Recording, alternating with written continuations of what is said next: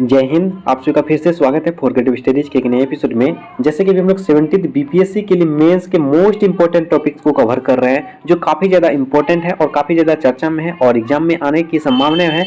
वैसे वैसे टॉपिक्स को हम लोग कवर कर रहे हैं। रेगुलर क्लासेस हो रही है और रेगुलर क्लासेस होगी। जो भी हमारे चैनल में पहली बार आए हैं और चैनल को सब्सक्राइब नहीं किए तो प्लीज़ चैनल को सब्सक्राइब जरूर कर लीजिएगा। तो चलिए सेशन को स्टार्ट करते हैं। जैसे कि क्या कहा जाता है, आज के टॉपिक में रहेगा आसियान। आसियान से संबंधित काफ़ी चर्चा में था पिछले साल, तो हो सकता है आपके एग्जाम में देखने को मिलेगा। तो इसको हम लोग देखेंगे कि आसियान आखिर है क्या और भारत के लिए आसियान का क्या महत्व है, इस पर भी प्रकाश डालेंगे। उसके बाद आसियान के संबंध में भारत के समक्ष आने वाली क्या चुनौतियां हैं, इसके बारे में समझेंगे। इसके साथ साथ हम अंतिम में इसका निष्कर्ष भी देखेंगे, है ना। आसियान के बारे में समझते हैं। तो चलिए सेशन को स्टार्ट करते हैं। क्या देखेंगे? आसियान। आसियान आखिर होता क्या है? जैसे मैंने हर सेशन में बताया है कि आपके अगर क्वेश्चन पूछे तो क्वेश्चन में अगर पूछा जाए कोई भी चीज का अगर क्या होता है या नहीं, अगर सवाल में देखोगे तो उसका डिफिनेशन अगर हो रहा है तो भूमिका में आप डिफिनेशन ही लिखा कीजिए, है ना। भूमिका में क्या कीजिए, उसको परिभाषा के तौर पर उसका अर्थ समझाइए, परिभाषित कीजिए, आप पर ज्यादा अच्छा रहने वाली है। तो इसी प्रकार मैंने क्या लिखा है, आसियान अर्थात ASEAN, है ना। ASEAN इसका फुल फॉर्म है association of south east Asian nation. यह एक दक्षिण पूर्व एशियाई देशों का क्षेत्र संगठन है। ये आसियान जो है ना, एक मतलब कि शॉर्ट फॉर्म है ASEAN, आसियान, है ना। इसका फुल फॉर्म क्या हो गया आपका? Association of south east Asian Nations, यानी कि एक दक्षिण पूर्व एशियाई देशों का क्षेत्र संगठन है जो एशिया प्रशांत के औपनिवेशिक राष्ट्रों के बढ़ते तनाव के बीच राजनीतिक और सामाजिक स्थिरता को बढ़ावा देने के लिए स्थापित किया गया था। मतलब ये क्या क्या कहा गया, एशिया और प्रशांत महासागर में जो कुछ देश हैं उनके बीच आपस में किसी प्रकार का प्रतिस्पर्धा या मतलब कि किसी प्रकार का तनाव, है ना, किसी प्रकार का अनबन या किसी भी प्रकार के राजनीतिक हो या सामाजिक स्थिरता में बढ़ावा को ये संगठित करने के लिए स्थापित किया गया था, है ना। एक प्रकार का एक संगठन है जिसमें आसियान जो भी देश में वो आपस में जो इसके बीच तनाव ना आए, चाहे राजनीतिक क्षेत्र में हो या सामाजिक क्षेत्र में हो, ठीक है। तो यही आसियान का एक डिफिनेशन के तौर पर जान सकते हैं। और आसियान का आदर्श वाक्य है वन विजन, वन आइडेंटिटी और वन कम्युनिटी। मतलब कि एक ही विजन होना चाहिए। अभी आपका विजन क्या है? बीपीएससी का मेंस का एग्जाम क्लियर करना, है ना। और वन आइडेंटिटी, है ना। उसके बाद वन कम्युनिटी है। प्रत्येक वर्ष 8 अगस्त को आसियान दिवस के रूप में इसको मनाया जाता है, ठीक है। और इसमें कुछ सदस्य देश हैं। इसमें कुल सदस्य देश 10 हैं एक संगठन के तौर पर। और उनमें से देखिए कि कहा जाता है Vietnam, Laos, Cambodia, Brunei, Myanmar, Indonesia, Malaysia, Philippines, Thailand, Singapore, ये सब जो संस्थापक देशों में से एक हैं। तो ये सब देश हैं। आप इस तरह से लिख सकते हो, चेक करने वालों को लगेगा कि हाँ भाई इनको सब कुछ पता है ना। तो आप इस तरह से आप दर्शा सकते हैं। चलिए अगला पॉइंट में है इसकी उत्पत्ति कैसे हुई थी, इसको समझते हैं, है ना। और इसकी स्थापना सन 1967 में आसियान घोषणा पत्र पर संस्थापक राष्ट्रों द्वारा हस्ताक्षर करने के बाद हुई। इसका मुख्यालय इंडोनेशिया की राजधानी जकार्ता में है। देखिए क्या लिखा मैंने, कैसे उत्पत्ति हुई, कौन किया और इसकी हेडक्वार्टर कहाँ है। इतने शब्दों में बहुत कुछ बता दिया, है ना। भारत ने आसियान के साथ 1992 में औपचारिक भागीदारी शुरू की थी। यानी कि भारत भी जो है आसियान के साथ क्या क्या है, इसमें औपचारिक तौर पर भागीदारी शुरू की थी। कब? 1992 में। और साथ ही साथ भारत ने वर्ष 2012 में आसियान का एक राजनीतिक भागीदारी बन गया। शुरुआत में ये एक तरह से औपचारिक तरीके से, है ना। देखोगे आप बहुत सारे ऐसे देश हैं, बहुत सारे ऐसे संगठन हैं जिनमें आप देखोगे जैसे G7, है ना। तो उसमें भारत अध्यक्ष नहीं है, मतलब भारत सदस्य नहीं है, लेकिन एक तरह के वो सदस्य के तौर पर वो मतलब मित्र के रूप में संगठन में जाते हैं। उसी प्रकार आसियान का भी जो है ना, ये औपचारिक तौर पर शुरुआत में 1992 में जो हुआ था उस तरह से ये सदस्य बना। और रिसेंटली क्या हुआ, 2012 में ये आसियान में एक रणनीति के तरह, रणनीति के तौर पर, रणनीति भागीदारी के तौर पर ये शामिल हुआ, ठीक है। और हाल ही में भारत आसियान मैत्री साझेदारी की 30 वर्षगांठ के अवसर पर भारत आसियान मैत्री वर्ष के रूप में मनाया गया, है ना। तो क्या कहा गया, मैत्री वर्ष के रूप में इसको मनाया गया। 30 साल हो गया ना इसमें शामिल होने के कारण, इसलिए मैत्री मतलब कि मित्रता के तौर पर इसको मैत्री वर्ष के तौर पर 30 वर्ष पूरा होने के उपलक्ष्य में इसको मनाया गया था। इसलिए चर्चा का विषय बन गया है ना। काफी चर्चा में रहा था, तो इसको हम लोग देख रहे हैं, ठीक है। आगे आगे बढ़ते हैं हम लोग। अब अभी तक हम लोग क्या देखें कि आसियान क्या है, आसियान की उत्पत्ति कैसे हुई, इसका हेडक्वार्टर कहाँ है, कौन कौन सदस्य हैं और ये होता क्या है और इसका कार्य क्या है, ये सब चीजों को देखें।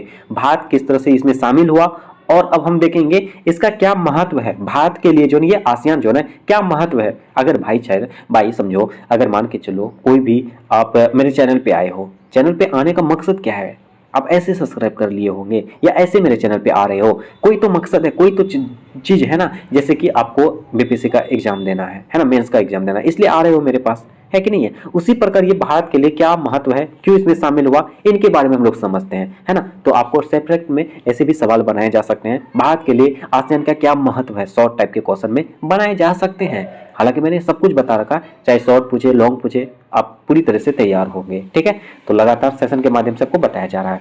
आगे क्या कहा जाता है, इसका महत्व के बारे में समझते हैं। जैसे आर्थिक महत्व, सुरक्षा संबंधी साझा खतरा, और रक्षा और सुरक्षा संबंधी सहयोग, वित्तीय सहयोग और कनेक्टिविटी संबंधी परियोजना, ये सब मुद्दाएं हैं और एक एक करके इसको डिटेल से अभी देखने वाले हैं, ठीक है। तो अब पहला पॉइंट में मैंने लिखा था आर्थिक संबंध। आर्थिक संबंध में आप देखोगे तो भारत आसियान का FTA यानी कि फ्री ट्रेड एग्रीमेंट और आसियान के विभिन्न देशों के साथ भारत का CECA यानी कि कॉम्प्रिहेंसिव इकोनॉमिक कॉर्पोरेशन एग्रीमेंट समझौता है, यानी कि आर्थिक तौर पर देखोगे ये सब कुछ जो है ना, ये समझौता किया गया था, जिसको FTA और क्या कहा जाता है CECA के तौर पर समझौता किया, जिससे कि आर्थिक स्थिति के तौर पर देश में, आसियान के देश में, इसमें आर्थिक स्थितियां बढ़े और एक दूसरे को मदद किया जाए, साझेदार बने, है ना, ये प्रोग्रेस करें। और सुरक्षा संबंधी खतरा का साझा खतरा के जैसे हो गया है, अंतर्राष्ट्रीय अपराधों से निपटने के लिए भारत आसियान कार्य योजना को आरंभ किया गया है। मतलब कि अंतर्राष्ट्रीय मुद्दों में अगर अपराध हो रहे हो तो भारत जो है ना, इसमें आसियान के तौर पर कार्य योजना, देखिए अभी भारत जो है ना, देखोगे तो वर्ल्ड में प्रत्येक देश के तौर पर जो ना आप देखोगे एक अच्छे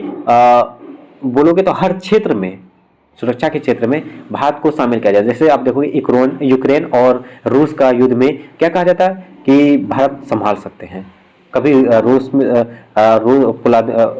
रूस के जो प्रेसिडेंट से मिलते हैं तो कभी यूक्रेन के प्रेसिडेंट से मिलते हैं, मतलब इनको समझाने का तरीका एक प्रकार देखोगे भारत से उम्मीदें हैं, है ना। उसी प्रकार आसियान में भी अगर अपराध हो रहा है तो भारत इसमें एक आसियान के कार्य योजना के तहत इसमें शामिल हुआ है, ठीक है, यहाँ तक समझ रहे हैं। और अगला है रक्षा और सुरक्षा संबंधी सहयोग, यानी कि संयुक्त नौसेना तथा सहयोग के माध्यम से सहयोग, यानी कि संयुक्त नौसेना की तरह से इसमें मदद भी करेंगे। भारत अभी देखोगे ना बहुत विकास कर रहे हैं, है ना, बहुत ज्यादा विकास कर रही है, तो इसमें आप इसके रक्षा और सुरक्षा के क्षेत्र में इसमें सहयोग देंगे।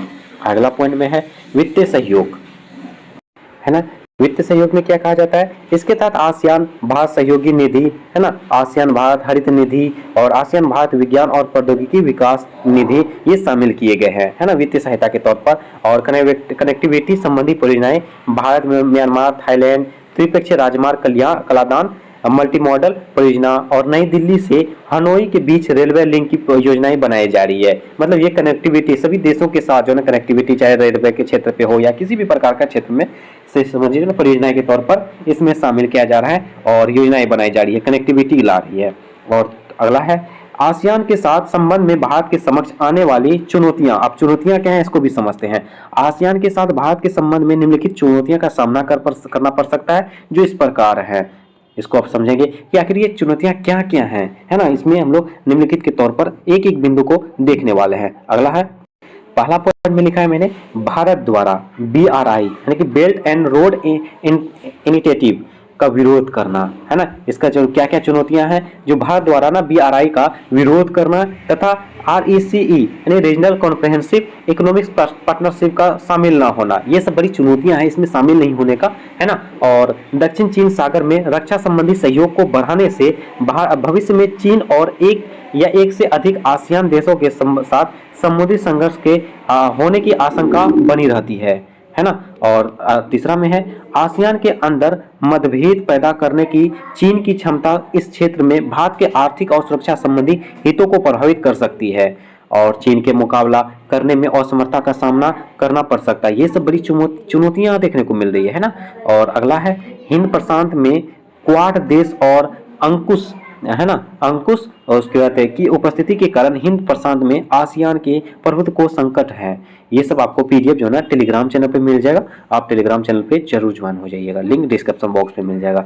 नेक्स्ट पॉइंट में आसियान में संरक्षण और मजबूत संस्थाओं का अभाव, है ना। इसमें बहुत मजबूत संस्थान का अभाव है, ये एक बड़ी चुनौतियां देखने को मिलती है। और आसियान के सभी सदस्य देश अल्प विकसित एवं विकासशील देश हैं, कोई ना कोई देश विकासशील देश हैं या अल्प विकसित देश हैं।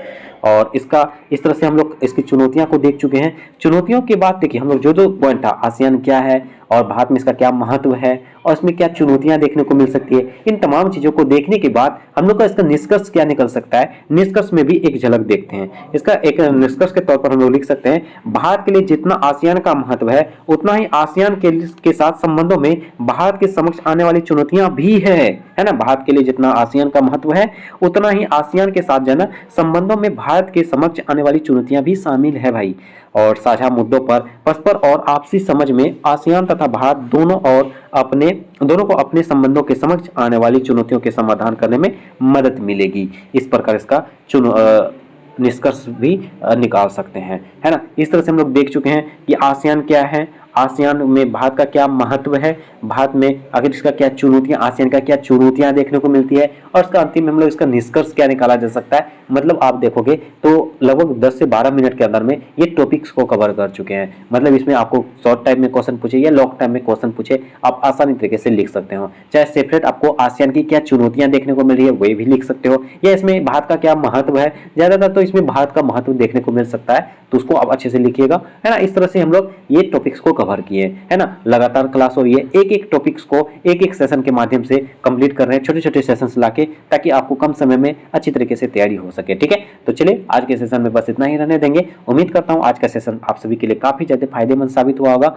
और इसका पीडीएफ टेलीग्राम चैनल पे मिल जाएगा, ठीक है। जरूर ज्वाइन होइएगा। और एक निवेदन है, जो भी चैनल में पहली बार आए हैं और चैनल को सब्सक्राइब नहीं किए तो प्लीज चैनल को सब्सक्राइब जरूर कर लीजिएगा और बेल आइकन को जरूर हिट कीजिएगा।